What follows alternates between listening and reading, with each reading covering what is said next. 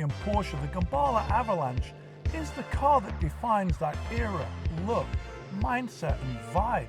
It's impossible to miss. It defined the decade of excess and demands attention. Its wide body and flashy appearance makes a statement, then and now, almost 40 years later. It's a fashion statement that's about to have its second walk on the catwalk of the world stage. So join me and John Temerian from We Are Curated for some Miami sightseeing in the iconic Gemballa Avalache.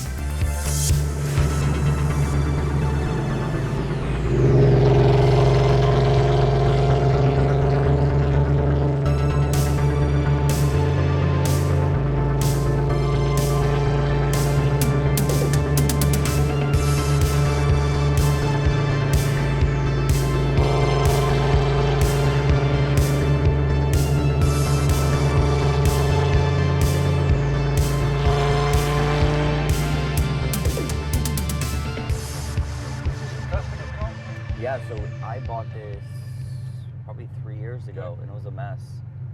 Yeah, and I mean, most are today. Yeah. Like if you find one.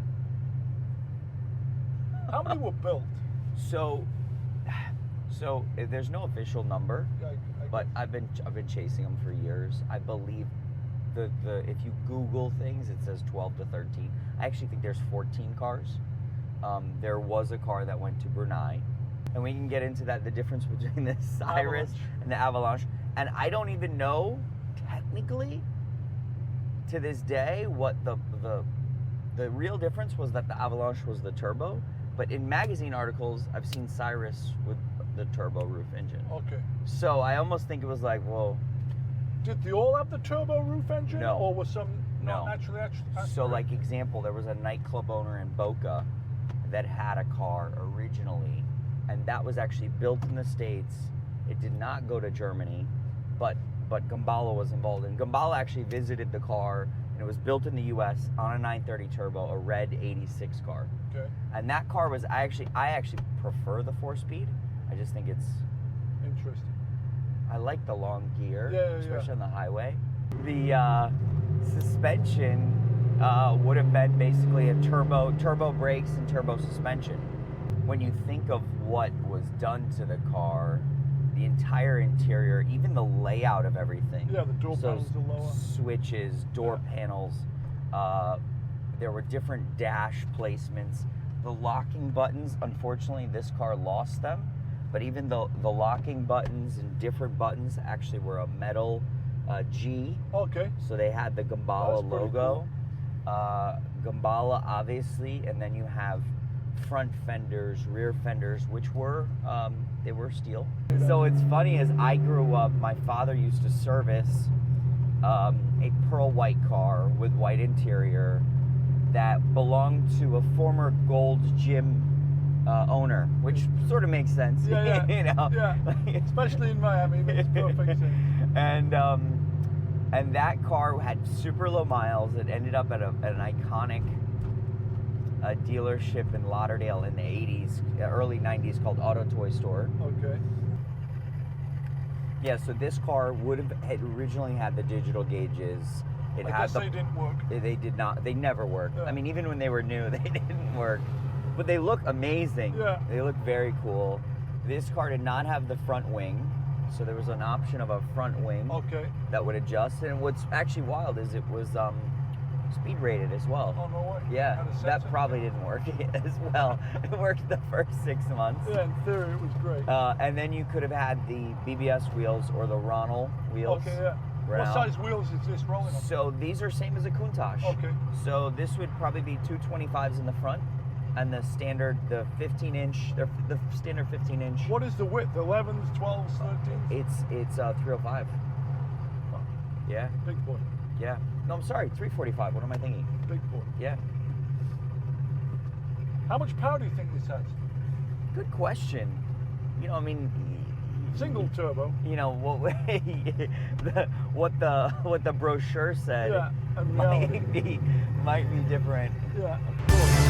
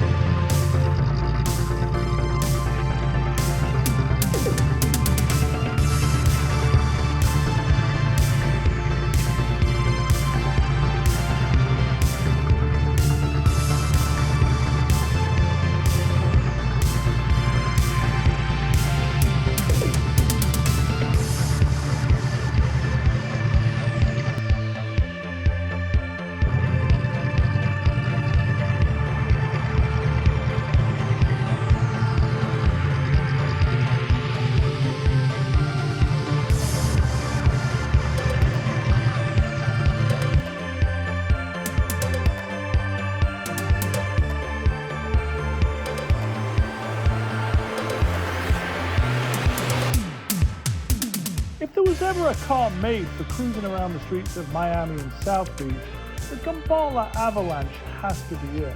And to me, it's pretty amazing that almost 40 years later, you can pull up outside of a hotel in South Beach on Ocean Avenue and still get attention. The car literally stops people in their tracks. By today's standards, it's still wildly extravagant, but all packaged in a relatively small proportion. It's pure 80s access at its finest, from the side strakes to the wide fenders to the crazy rear end and mega wide wheels. The Avalanche, wrapped up in pearl white paint, draws attention wherever it goes and still makes a statement almost 40 years later.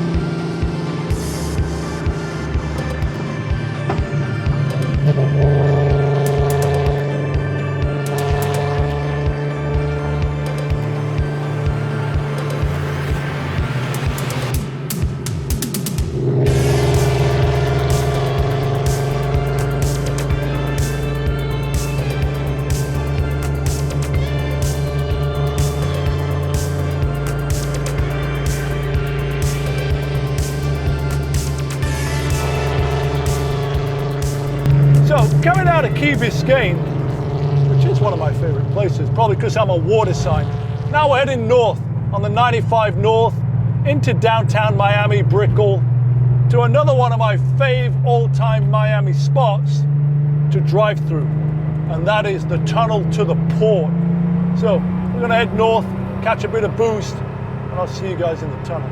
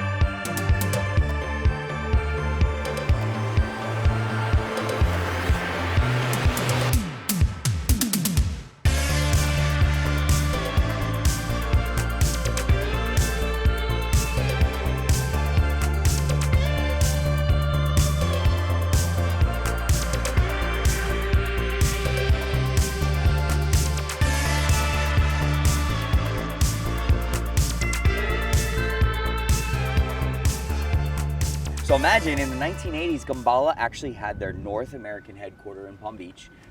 So I grew up around actually 3 of these. No way. That my dad used No to way. service. Imagine, I think at 15, 16 years old, I actually drove one to high school.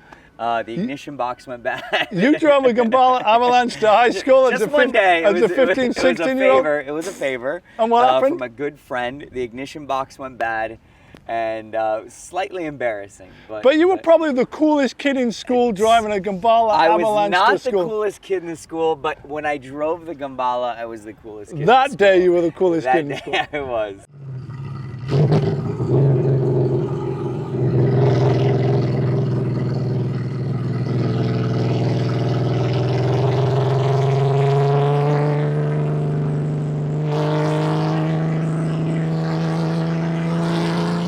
You're from Miami. Tell me about it. I mean, this car embodies the excessive nature of the 1980s. You think of music, you think of the drug scene here, you think of all this. You imagine this was like a $375,000 car in 1987, 1988. That was a lot of money. I mean, it's a lot of money today. Right. It was a lot of money in the 80s. And when you think of just, you know, the individual that was purchasing this car, it was most likely a drug dealer or a celebrity or just someone that was excessive. Ironically, it seems like those guys obviously wanted to stand out, right? Otherwise, you're not buying a pearl white Gemballa Avalache. 100%.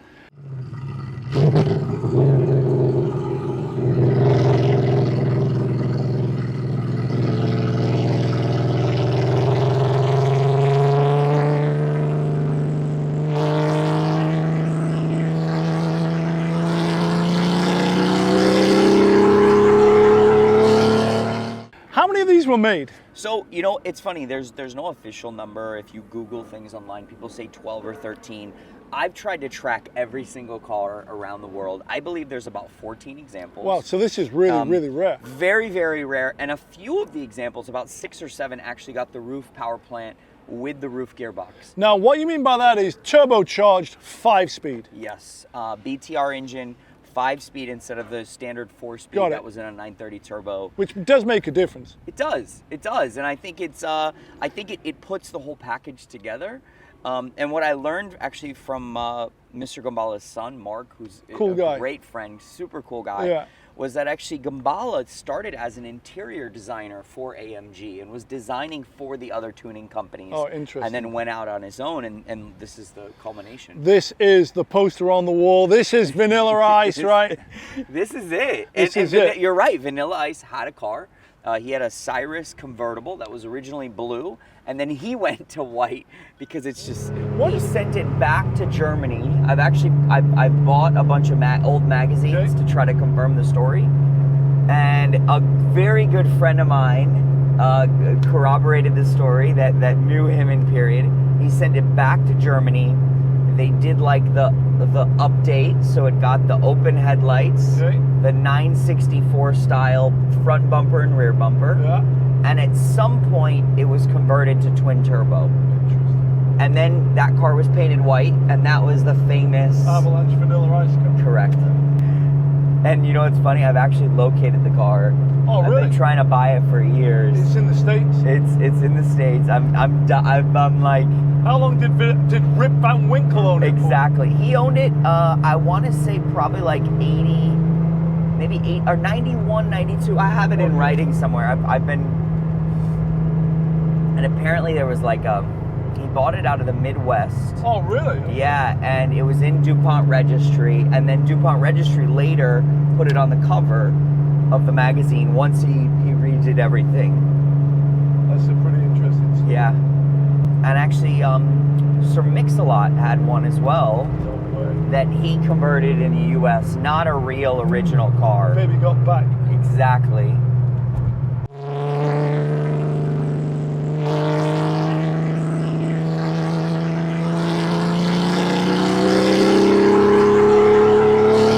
Let's talk about the side strakes, because to me this makes me think of course, Testarossa. Of course.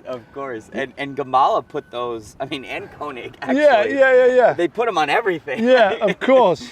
And they do look mega. They look so good. Now, what is going on here? Well, this is the whole term, I would say, where Avalanche comes from. Okay. It's like, you know, the design of the car culminates in this avalanche towards the rear. Got it. And it's just so insane. You think of this whale tail. I mean, it's. This is excessive. Yes. What strikes me as mildly strange is the front seems mellow compared to the rear. Yes. Like, it's not underbalanced, but yet there's more of a party in the rear than there is in the front, 100%. right? So tell me what you really love about the car. I just think it embodies this excessive, insane nature of the 1980s. You know, it's like you look at this period of time and you have Koenig and Gemballa and Roof and AMG, and you know they're the coach builders. You know, the same coach builders in the 1920s and 30s. They're the coach builders of the new generation, and they really changed the world. You know, influenced manufacturers, and you know, in so many ways they changed the world. I think you hit the nail on the head there. You know, people talk about pre-war stuff being coach-built, which it is, but you just hit the nail on the head for me that this is coach-built design from the 80s, which is looking better than it ever did. I mean, everything that is 80s now seems 40 years later. I mean, I was born in the 60s, but my era was the 80s. Yes. So I was around when this first came out, which seemed excessive, and it still seems excessive now, but it has a point of view, right? And it's instantly recognizable, and it's not homologated and disposable and bland like everything today. It's like hard to tell what things are. This really has a point of view, right? 100%. It has so much character, and I think they've aged so well. I mean, a great example is AMG is now, you know, that small tuning company that was building wide body big V8s is now one of the largest manufacturers in its space. So this for me has definitely been a memorable moment and lots of smiles for miles behind the wheel of the Gemballa Avalache, the iconic 80s slant-nose wide-body turbo conversion that still looks great today, almost 40 years later. And with Mark Gemballa's new interpretation on his 992, the future of the Gemballa company is looking as bright as it ever did.